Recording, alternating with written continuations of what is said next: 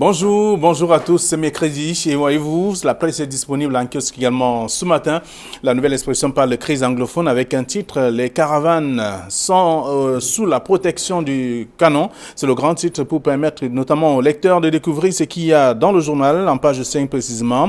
Mais le journal explique que le lancement de la campagne électorale du RDPC dans le coupé Manunguba samedi dernier donne une idée du déploiement sécuritaire dont doivent donc avoir besoin les candidats aux municipales et aux législatives dans le sud-ouest et le nord-ouest. Un privilège que les électeurs seront loin d'avoir. C'est en page 5. Le journal parle également de l'incendie au Rédac, soupçon d'une main criminelle. C'est le journal qui le propose en page 3. Et on parle des municipales avec des journalistes à candidats. Tout cela en page 7 aussi. On parle aussi du RDPC à l'Est Cameroun qui roule donc librement aux législatives et aux municipales. Le journal fait savoir que le parti de Paul Biya n'a pas de souci donc à se faire.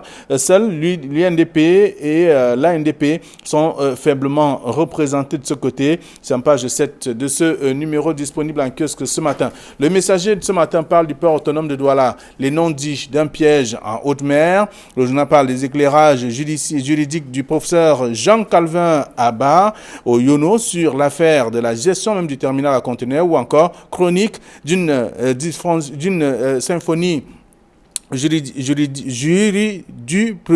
jurisprudentielle, voilà, devant notamment les prétoires. Le journal est donc revenu avec tout un dossier ce matin, de la page 9 à la page 11. Le journal s'intéresse aussi au Sénat, avec Niat qui survit à la rumeur de sa mort. Et on parle de l'AFP, l'Alliance des forces progressistes, et qui parle aussi d'Ali Sadio, qui claque la porte. Tout cela dans le journal. Le Messager, 300 étudiants camerounais en détresse donc à Wuhan.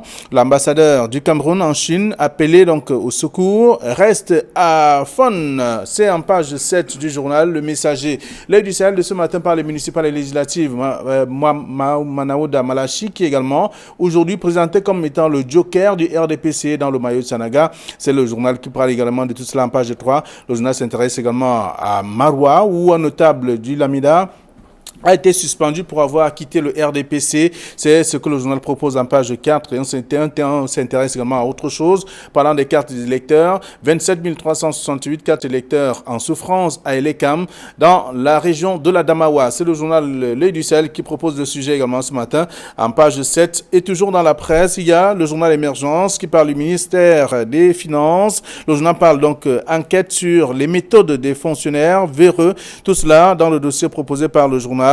Et on s'intéresse à autre chose parlant du JICAM qui menace d'exclusion des entreprises convaincues de corruption. C'est toujours à lire en page 7 de ce numéro disponible en kiosque ce matin. Le journal, le quotidien, le jour qui en kiosque s'intéresse au Nord-Ouest, une campagne sans les candidats. Aucun postulant ne s'est donc encore présenté devant les populations. C'est ce que le journal propose. Et le journal parle également du drame d'un Colbison avec le présumé meurtrier à Konegui désormais. La division régionale de la police judiciaire du centre a donc bouclé l'enquête. On peut lire tout cela en page 3. Et on parle également du coronavirus. Comment le Cameroun se protège. Tout cela dans le numéro disponible en kiosque ce matin. Le soir hebdomadaire parle de campagne électorale dans le Fundi 6. Restez disciplinés, engagés et nous gagnerons. C'est la force qui fait bien entendu l'union qui fait la force de toute façon. C'est le journal qui propose de parler notamment de ces législatives municipales. Ensemble, nous serons donc forts. C'est à découvrir dans le journal, disponible en kiosque ce matin. Le journal disponible aussi, il s'agit là de l'économie qui parle notamment de l'évaluation avec les performances budgétaires du Cameroun à fin septembre 2019. Le journal est donc disponible en kiosque avec cet article aussi que je vous invite à parcourir. Ce matin, le journal a d'autres informations parlant de la productivité, donc avec le mécanisme de transformation agricole toujours grippé. Qu'est-ce qui fait véritablement problème? La suite est à découvrir dans le dossier proposé par le numéro disponible en kiosque ce matin. Mutation parle de campagne électorale. Jean-Michel Nitieux, star du bêtisier, c'est le journal qui propose également avec cette photo qui fait le tour des réseaux sociaux également et notamment de la presse. Au cours d'un meeting, le député du Social Democratic Front sortant a piétiné donc les symboles du parti au pouvoir et avec le candidat qui s'explique d'ailleurs sur cette question en page 9. Je vous invite à lire l'article tout en parlant également des législatives municipales avec l'affichage qui se digitalise désormais. On ne parle plus, en tout cas on ne voit plus des affiches qui s'arrachent et qui s'entrechoquent également sur le terrain avec des partis opposés. Et donc à travers ces partis opposés, donc c'est à lire dans le journal Mutation de ce jour. Le journal disponible en kiosque, il s'agit d'Info Matin qui parle des législatives municipales pour Yaoundé 6. Le parti du développement, c'est le RDPC. C'est ce que le journal propose de la page 2 à la page 3. Le président de la commission communale de campagne pour le professeur Laurent Serge Tundungwa, qui a d'ailleurs invité ou recommandé donc à ses candidats de tout faire pour que le RDPC gagne dans le Fundi. C'est ce que le journal propose ce matin également. Voilà ce que la presse nous propose, ce que nous avons reçu à notre rédaction. Idriss Bissam est avec nous. Bonjour et bienvenue. Bonjour Flavien et bonjour à tous les téléspectateurs. Voilà. Camille, bonjour. Bonjour Flavien Ballon-Nongo, bonjour Idriss Dissom, bonjour téléspectateurs d'Equinox Télévision. Très bien, avec vous, nous allons faire le tour de quelques sujets qui font le tour de la presse, véritablement ce matin. Donc on parle de la crise anglophone avec les caravanes sous la protection du canon. C'est le titre de la nouvelle expression. Oui, il faut dire Flavien que ce n'est pas une surprise quand on... C'est un titre qui dérange? Non, mais c'est un titre qui dit ce qui s'est passé du côté de Coupé Manengumba.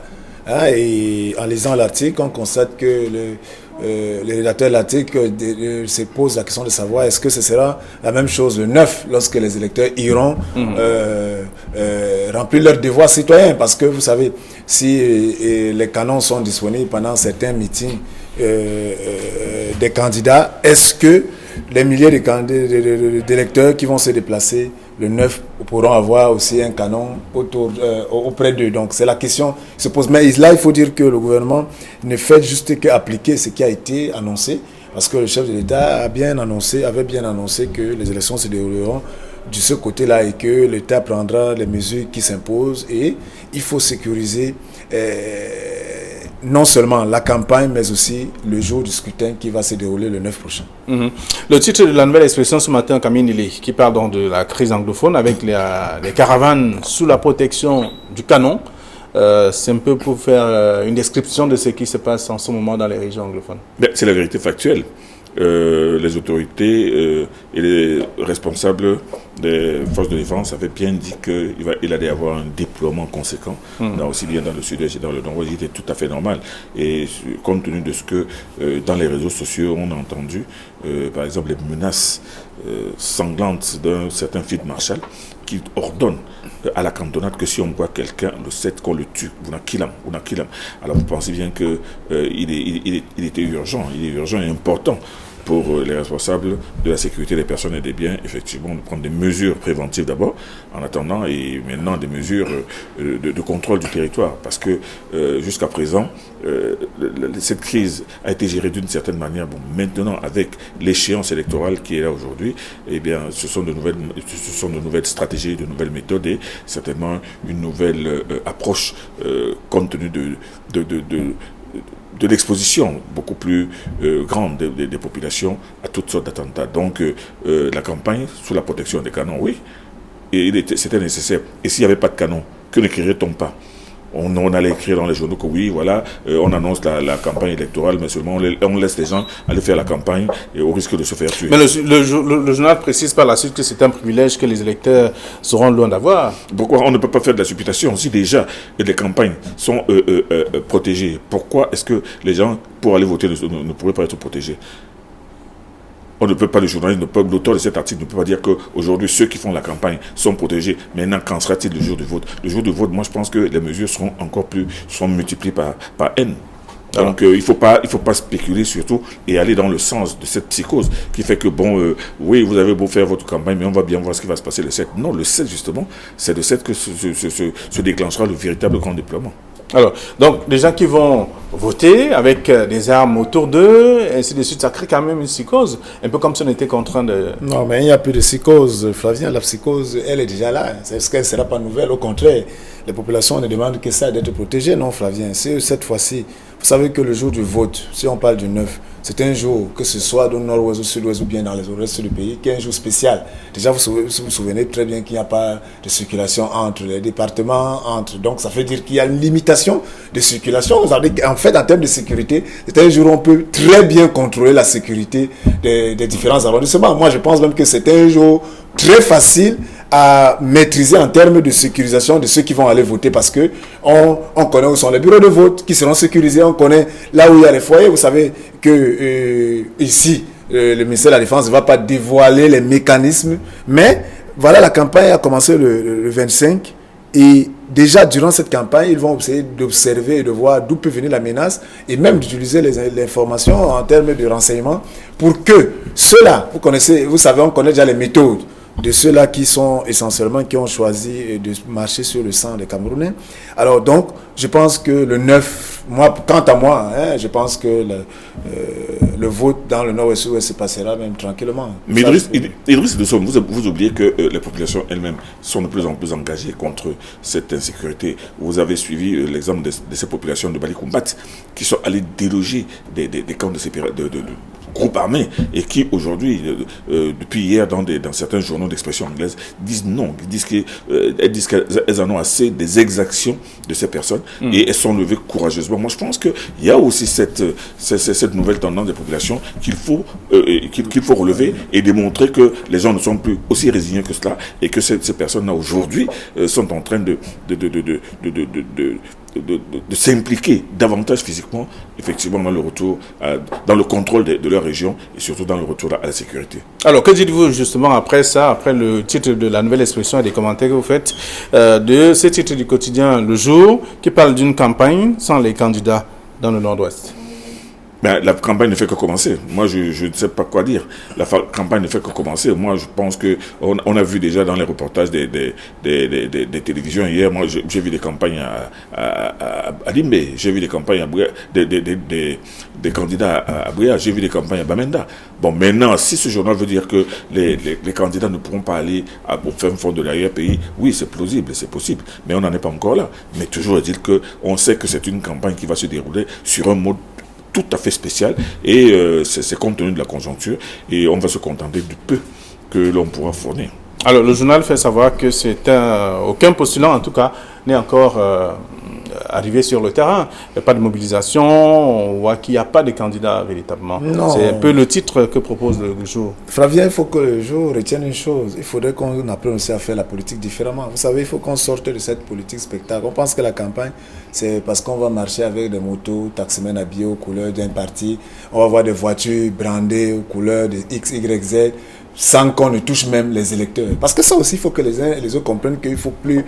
Aujourd'hui, il faut que les gens se disent que la campagne électorale est une élection de proximité demande à ce que on prenne les électeurs, on les amène dans une pièce fermée, dans un quartier, parce qu'ils sont des électeurs, il faut les identifier. Il faut les réunir et leur parler de votre programme. Vous n'avez pas besoin de mettre des tambours, des tam-tams et des trucs, parce que ceux-là qui vont aller voter le 9 sont connus. Et celui-là même qui se veut le représentant de ces électeurs doit connaître qui sont les électeurs. Parce qu'aujourd'hui, je vous assure, Flavien, si on prend les régions qui ne sont pas en crise, c'est-à-dire les autres 10 régions de Cameroun, vous verrez qu'il y a trop de tam-tams, de tambours, où les messages même et les éléments de campagne vont vers ceux-là qui ne vont même pas le 9 aller voter. Je vous assure, c'est une réalité. Très peu de candidats font l'effort d'organiser des réunions d'explication de trucs. On pense qu'il faut mettre du tam-tam, il faut venir faire le boucan, il faut mettre l'affiche là où il ne faut pas faire l'affichage sauvage et les gens même vont sur les réseaux sociaux où les concernés ne sont même pas présents ou bien on veut contenter qui, je ne sais pas, on veut contenter. Donc il faut dire que avec cette crise du Nord et du Sud-Ouest, le doyen l'a dit tantôt, ça appelle une nouvelle approche. Et l'approche, on a vu là que dans la nouvelle expression, on nous dit que le coupé Manengumba, on a lancé la campagne, donc on ne peut pas dire que personne n'est allé sur le terrain. Voilà les candidats qui sont allés sur le terrain. On a vu au Nord-Ouest avec l'ancien Premier ministre qui a tenu une réunion de lancement de campagne dans un hôtel avec les candidats de là pour arrêter la stratégie. Donc moi j'ai dit, il n'y aura pas de folklore, ça c'est clair, et les messages passeront Parce que les candidats sont des candidats qui viennent des villages, qui viennent des communautés. Ils parleront à leur communauté. C'est de ça qu'il est question. Alors, il faut dire que même dans les grandes villes, on n'en est plus aux grands meetings. Voilà. On remarquera que tous les partis politiques vont dans les foyers, dans les familles, dans les quartiers et ils font le porte-à-porte. Du porte-à-porte, ça n'a rien à voir avec le genre de meeting des années 90. Non, c'est du porte-à-porte. C'est une élection de proximité où on interpelle les personnes dans leur propre cœur pour leur dire que moi, je me suis tel, je me présente parce que, et je voudrais que, et c'est comme ça. Moi, je pense que si ça se fait dans les 10 régions, dans les 8 régions, pourquoi pas, pourquoi est-ce que ce sera différent dans les 2 régions en crise? Alors, allez, ce matin également, Mutation nous propose un autre titre parlant de Jean-Michel Nitieux, star du bêtisier, avec une image du militant du Social Democratic Front qui marche sur les tenues du parti au pouvoir. Mais Flavien, je ne sais pas pourquoi les gens sont surpris.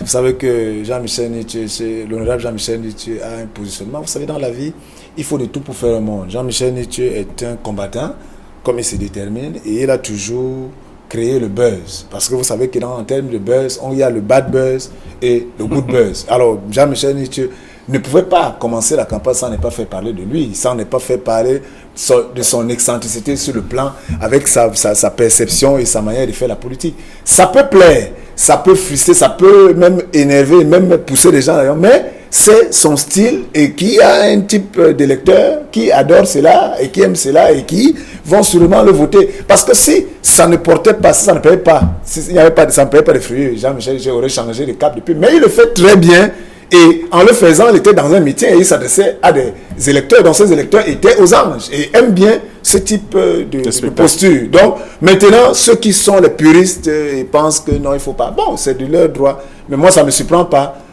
Connaissant l'honorable Jean-Michel Nitieux dans sa manière de faire la politique, avoué est. Ça rentre dans les à côté de la campagne en même temps. Effectivement, ça rentre dans les à côté de la campagne, parce que, comme on le sait, ce qu'on va retenir de cette campagne, ce sont les pépites. Bon, maintenant, l'action de l'honorable Jean-Michel Nitieux, à savoir de marcher sur la tenue du RDPC, bon, ça a plu à certains, ça a dégoûté d'autres. La preuve, Mutation lui-même, dans son titre, en disant que Jean-Michel Nitieux, champion du bêtisier, il considère que c'est une bêtise. Bon, maintenant, sur le plan de la morale, sur le plan de l'honnêteté intellectuelle et même sur le plan de la convivialité nationale ou politique, il y a des choses qu'on fait, il y a des choses qu'on ne peut pas faire, il y a des choses qu'on ne peut pas se permettre de faire. Bon, c'est le grand public qui saura juger, mais toujours est-il que, bon, il a posé son acte en son âme et conscience. Bon, maintenant, on verra on verra les retombées de cela. On verra si, effectivement, ça entre dans la démarche intellectuelle ou politique du RDPC de faire ce genre d'action spectaculaire et excentrique. Parce que Idriss Dissom l'a dit, ça parlait d'excentricité. Si ça entre justement dans la démarche du SDF de multiplier ce genre d'excentricité, mais toujours est-il que bon, ça fait partie des à côté de la campagne et on verra bien ce que ça va donner. Et voilà, donc c'est Mutation qui parle de Jean-Michel Nitieux, star du bêtisier. Vous aurez l'occasion de lire l'article ce matin en page 9 précisément. Le journal a d'autres informations. Alors il y a l'aide du Sahel qui parle des municipales et législatives aussi et présente Manaouda Malachi comme étant le joker du RDPC dans le maillot de Sanaga. Ben oui, vous savez que voilà un ministre de la Santé qui est entré en fanfare dans le gouvernement et depuis son entrée, vous avez vu à quel point il a multiplié les actions appropriées, des actions bienvenues et forcément sur le plan politique il se présente forcément comme un porte-étendard valable pour le RDPC dans sa province d'origine.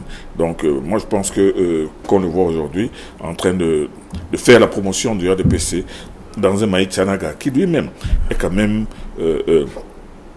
voit la concurrence est concurrencé par l'UNDP, par le FSNC et le PCRN. Moi, je pense que Manaouda Malachi sait très bien que le terrain est miné et que le RDPC doit se battre. Et lui, comme porte-étendard, moi, je pense que c'est un porte-étendard assez valable. Mais vous savez, dans les 3 régions du Grand Nord, il n'y a pas que lui, il y a énormément les enjeux sont énormes, aussi bien dans le Maya-Tsaraga que dans le Mbéré ou bien que dans le Mayokani. C'est chacun qui cherche le candidat le plus fort, le candidat qui peut frapper fort. Regardez par exemple dans le Mbéré où il y a Aboubakar Sabat qui lui est face au vice-président de l'Assemblée nationale, Baoro, et lui, sous l'étendard de l'UNDP, qui le défie. Et vous voyez donc un jeune qui entre dans la politique, mais qui est en train de défier quelqu'un qui a déjà fait 3 mandats et qui dit qu'il fera tout. Ben parce que justement, dans l'œil du Sahel, vous avez vu son interview, il a dit que nous ferons tout pour que l'UNDP puisse gagner contre le vice-président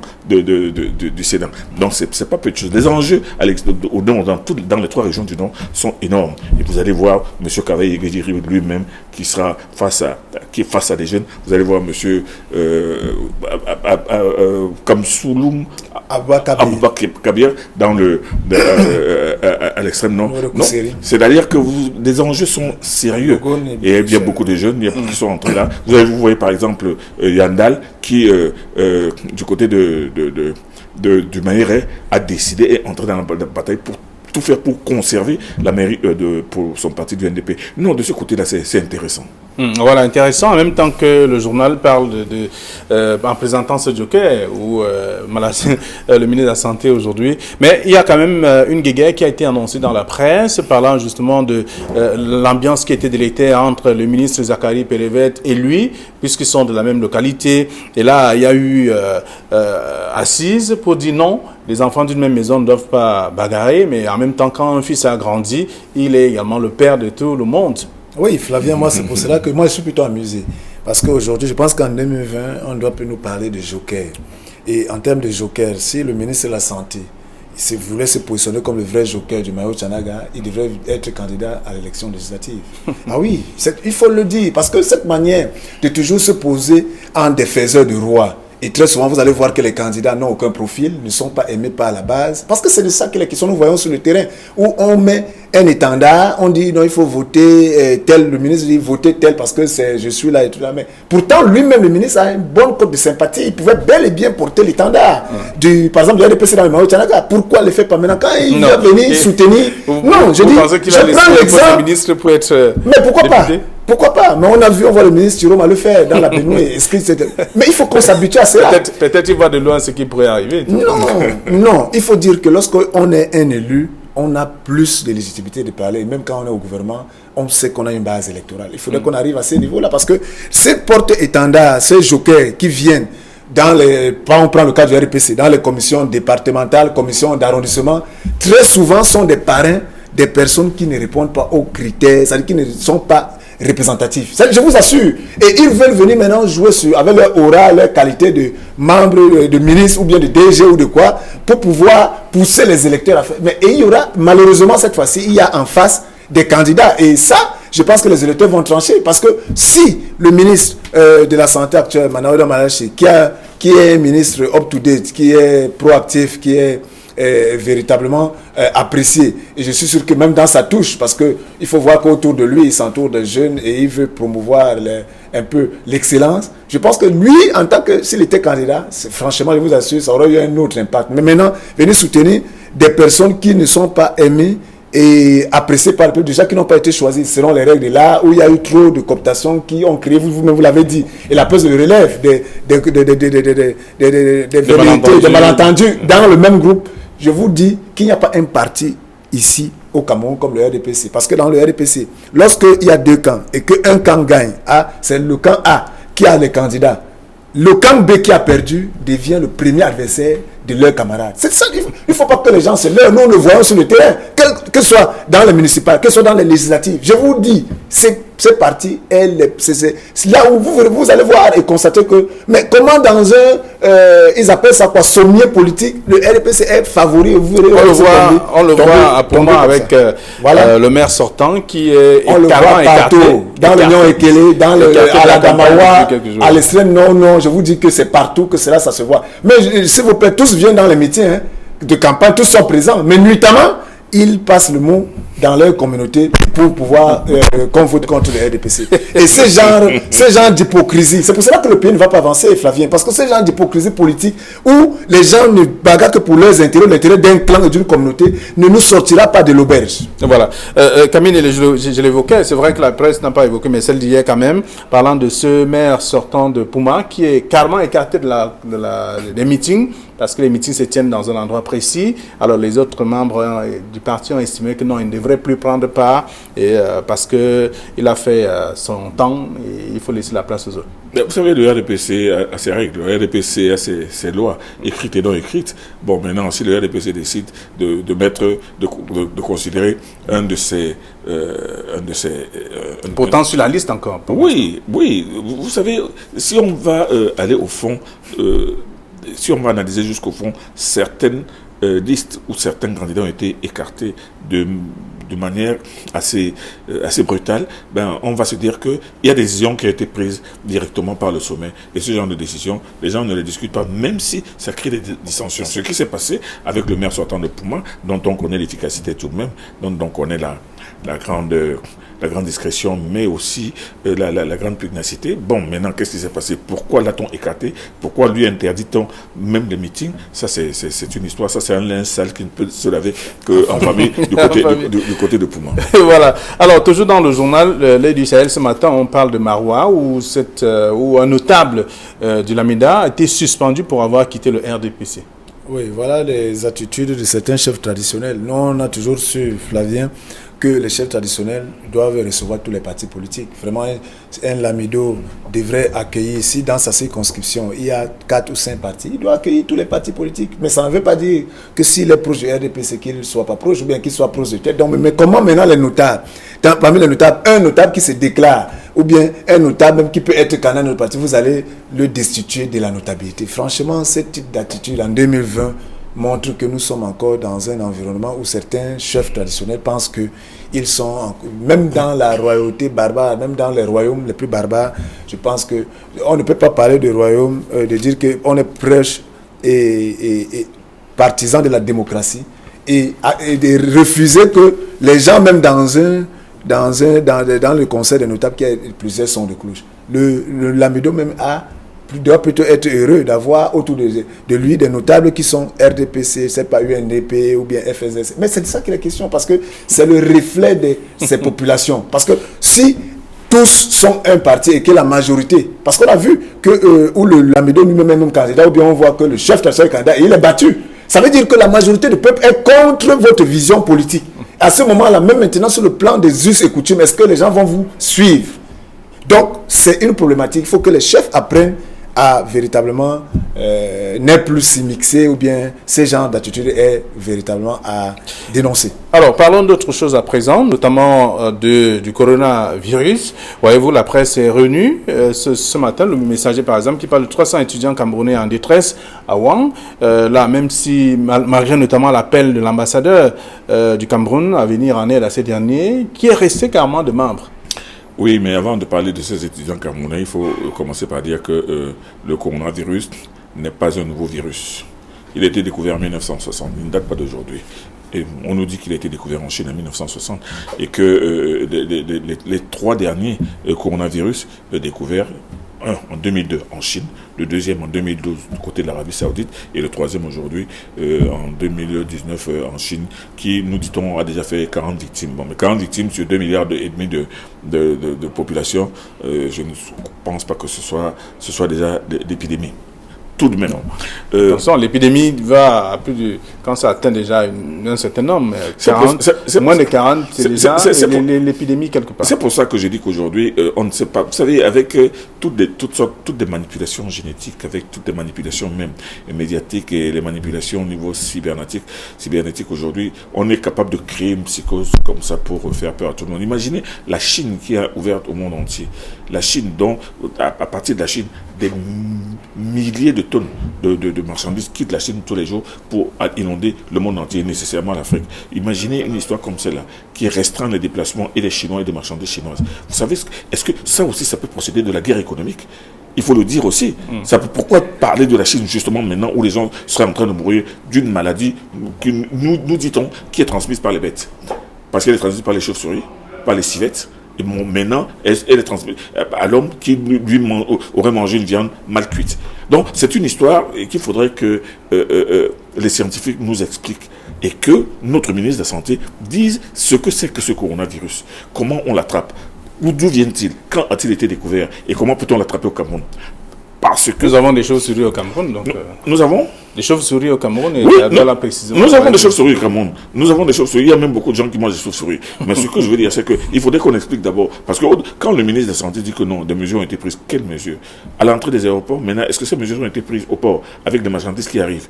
Est-ce qu'on est sûr que ces marchandises qui débarquent chaque jour sont tellement aseptisées qu'elles ne peuvent pas nous amener le virus ici? Donc, la situation, sur un plan, elle peut être sérieusement inquiétante compte tenu du nombre du trafic qui existe entre la Chine et le Cameroun aujourd'hui. Mais moi, je pense qu'il faudrait aussi il ne faudrait pas plonger les gens dans une sorte de terreur.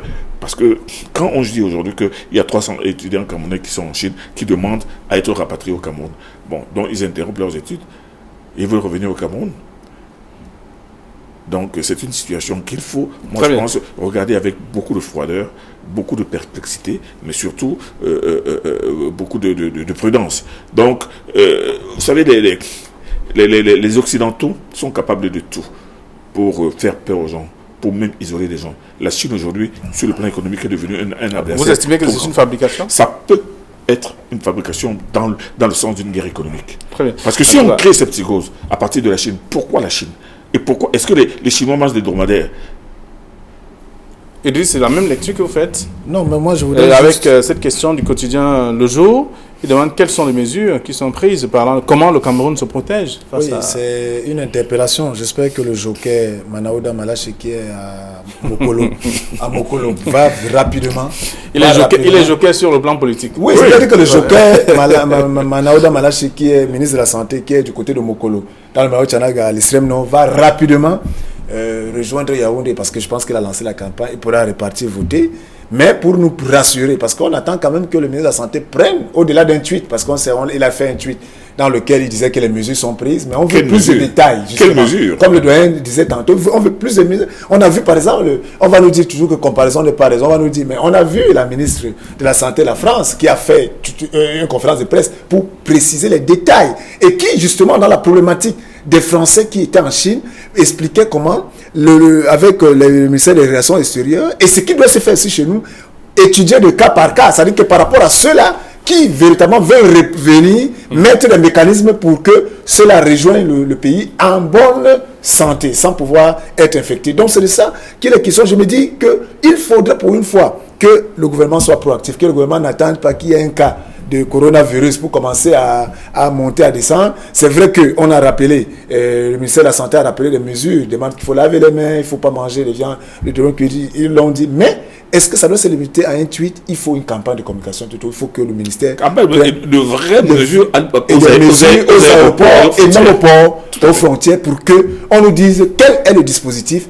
lorsque les vols viennent de Chine et parce que je suis sûr que depuis que le coronavirus a commencé, chaque jour, nos amis chinois entrent au Cameroun comme ils entrent, parce qu'on a vu des pays dans lesquels on a vu les dispositions prises. Quand on prend par exemple en France, en Belgique, aux États-Unis, des mesures prises là où les Chinois, tous les jours, font les déplacements entre ces pays et la Chine. Donc je me dis, le ministère de la Santé a du pain sur la planche et doit être en état de veille absolue. Voilà. Donc, on peut lire tout ça dans la presse ce matin avec ces 300 étudiants camerounais qui sont en détresse à Ouang. Et en même temps, le quotidien Le Jour qui pose une question, comment le Cameroun se protège donc face à cette épidémie. Alors, on va dire également dans la presse aussi, toujours dans le quotidien Le Jour, on parle du drame d'un Colbison avec le présumé meurtrier à Kondengi désormais.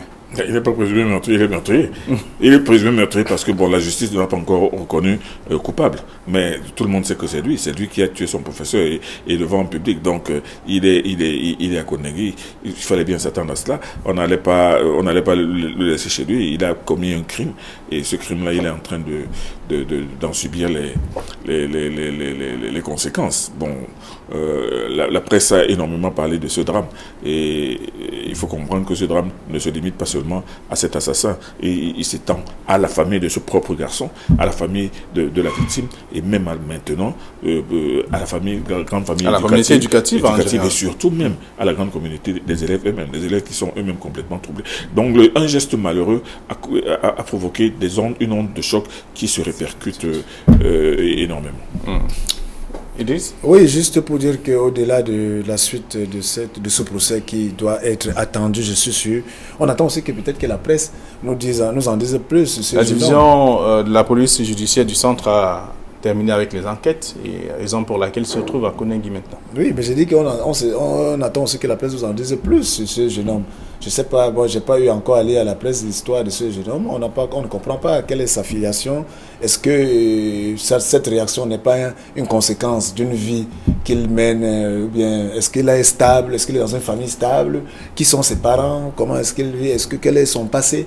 Ça aussi, je pense que c'est des bons sujets d'enquête que la presse devrait pouvoir... Après ce cas, on a encore enregistré d'autres cas dans les établissements scolaires, oui, des enseignants... Le doyen a parlé d'une communauté éducative qui est complètement en émoi. C'est l'occasion aussi qu'on ne se limite pas seulement à l'émoi, mais qu'après, quelles sont les mesures qui sont prises. Pour cela, c'est-à-dire qu'il faut que le ministère de l'enseignement secondaire puisse encore, au-delà du communiqué de la ministre, aller et prendre des mesures, nous dire quelles sont les mesures prises dans ce sens. Est-ce qu'il y aura une prise en main sur le plan psychologique, surtout même de cette classe? Parce que vous voyez, ces enfants qui ont vécu cette scène et qui sont traumatisés, parce qu'on ne parle pas, on parle du jeune homme, c'est vrai. On l'a arrêté, on parle de l'enseignant qui est mort, c'est vrai. Mais maintenant, les camarades, ceux qui ont vécu cela, comment est-ce que ils le perçoivent? Est-ce que d'autres trouvent que c'est bien qu'ils pourront le faire demain? Est-ce que d'autres sont choqués? Quel est leur état psychologique? Il faut que cette classe soit prise en main. Et parce qu'il ne faut pas qu'on se limite seulement à cela, mais je dis, il y a des choses à faire maintenant pour pouvoir arrêter ce type d'action et que ceux qui ont vécu cela ne vivent pas avec ce traumatisme. Moi, ce qui me fait rire, c'est la perception de certains caricaturistes. Il y en a qui ont montré un instituteur désormais qui est en train de donner son cours avec une machette à la ceinture, ou alors un autre qui est en train de donner des cours en kimono, une ceinture noire, ou l'autre qui est en train de donner des cours avec une mitraillette posée sur sa table. Bon, ça fait peut-être rire, mais en réalité, ce drame interpelle une nouvelle gestion d'éducation et des élèves et des enseignants. Merci à vous, chers messieurs. Vous aurez l'occasion de lire la presse. Et si vous faites un tour en kiosque, il faut d'ailleurs le faire. Et je vous souhaite de passer une très bonne journée. Bon retour à vos différentes rédactions. Demain, nous serons jeudi et ce sera la 4e édition de la Revue des Grandes Unes de la semaine. Bonne journée à tous.